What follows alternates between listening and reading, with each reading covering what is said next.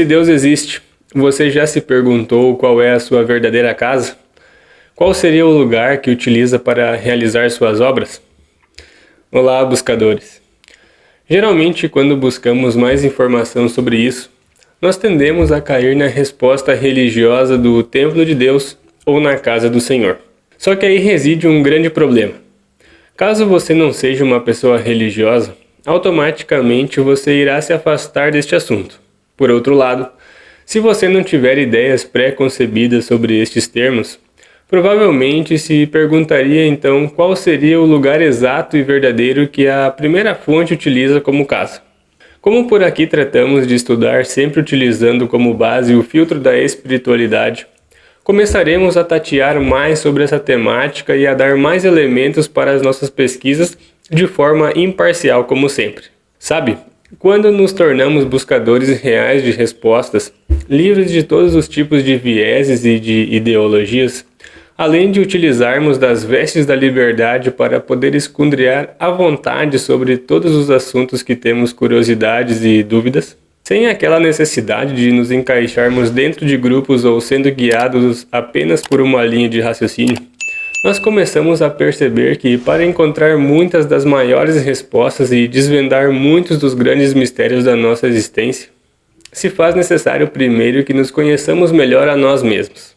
Nessa jornada, então, rumo ao nosso próprio interior, o primeiro passo é descobrir qual é o mecanismo que nos conecta diretamente com essa primeira fonte, eterno, sem nome e sem fim. No vídeo passado, nós vimos as duas dimensões do coração, uma física e a outra espiritual, e como essa informação é capaz de transformar nossa maneira como vemos o mundo e as demais pessoas, porque este órgão representa o elo que nos conecta diretamente a Deus.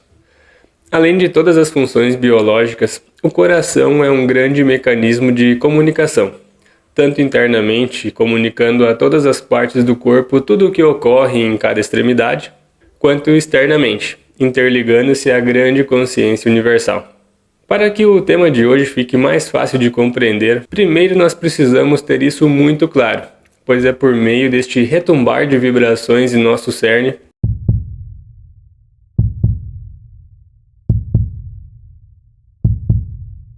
que aquela frase "conhece-te a ti mesmo" irá fazer todo sentido e demonstrar sua incrível necessidade. Afinal de contas, quem é você? Nós também já vimos que muitos dos nossos problemas se dão pela confusão e desconhecimento da nossa real identidade espiritual.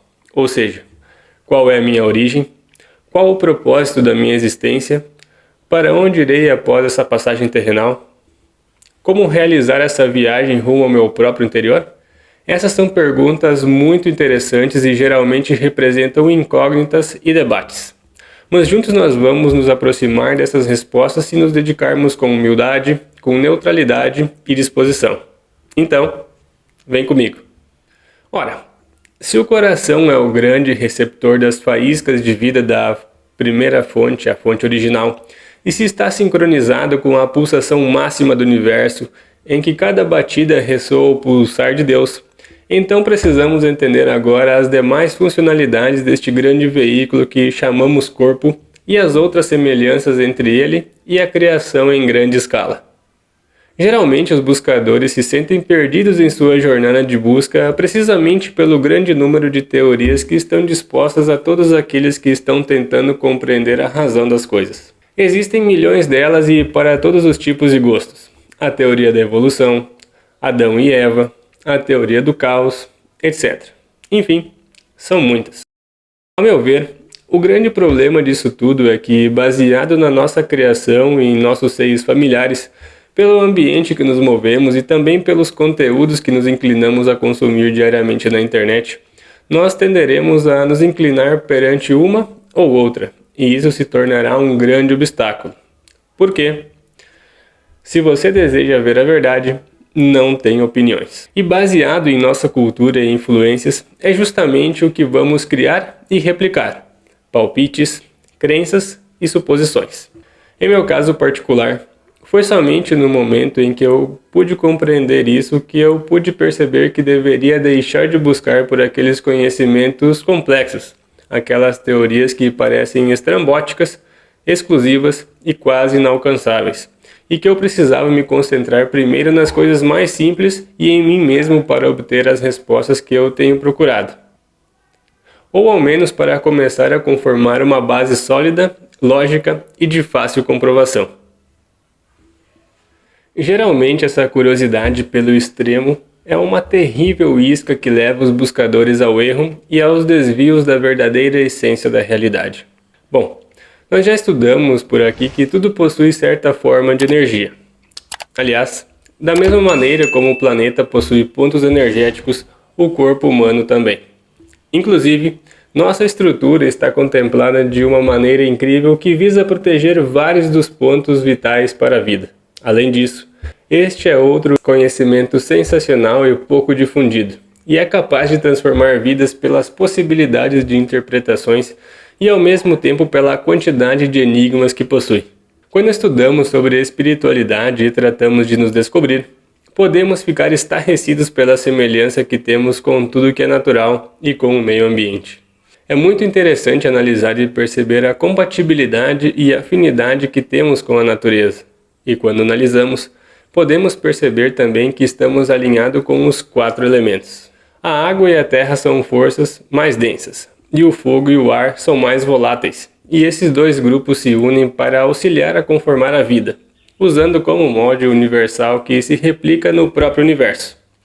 E além disso, podemos correlacionar os elementos da seguinte maneira: água e hidrogênio, ar e oxigênio, fogo e nitrogênio, terra e carbono. É possível então fazer uma comparação entre estes 4 elementos naturais com os 4 elementos do ser. Pensar está relacionado com o hidrogênio, sentir com o nitrogênio, falar com o oxigênio e fazer com a terra. Nós podemos listar também um 5º elemento pouco mencionado que está relacionado com a lei do amor. Trata-se do éter, que está geralmente referenciado com uma outra dimensão, ou um lado místico, pois ele é tratado por vezes como uma espécie de onda que é emitida pelo cérebro.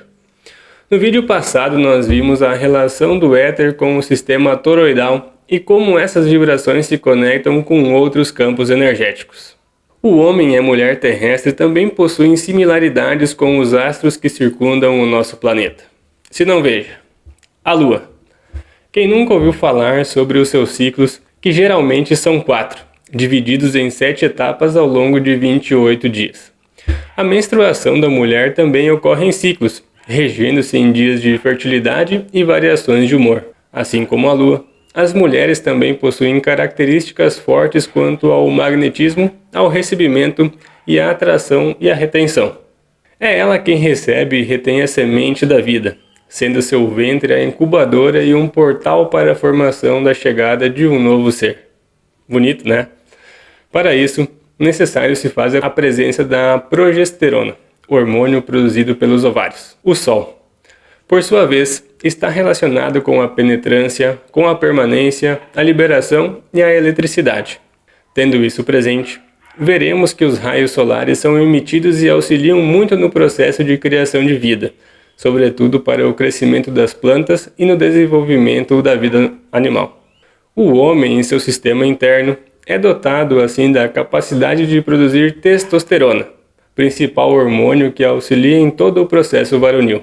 Se considerarmos que no primeiro dia do dia 1, em que a nossa humanidade terrestre começou a se mover e a se misturar com o meio ambiente, além de ser como uma folha imaculada, já estava então apta a começar a gravar memórias em sua base celular e em seus espíritos. Assim, desde sempre tem estado conectado com o Eterno, sem nome e sem fim, a primeira fonte, por meio de o seu coração, ao qual se sincroniza a todas as vibrações por meio dos pulsares internos do corpo, que além de ser um veículo para a consciência e a essência real, também está fortemente conectado com todos os elementos à sua volta, tanto os da natureza terrenal quanto universal. E então, baseado em tudo isso que estamos estudando, se você quiser saber realmente qual é o verdadeiro templo de Deus, atente-se mais ao seu próprio corpo. pois você, sendo uma das criaturas mais importantes e que está dotada de uma incrível capacidade de transformação, além de estar imbuída de uma grandiosa lei de livre-arbítrio, será assim capaz de modificar as lentes da sua própria percepção.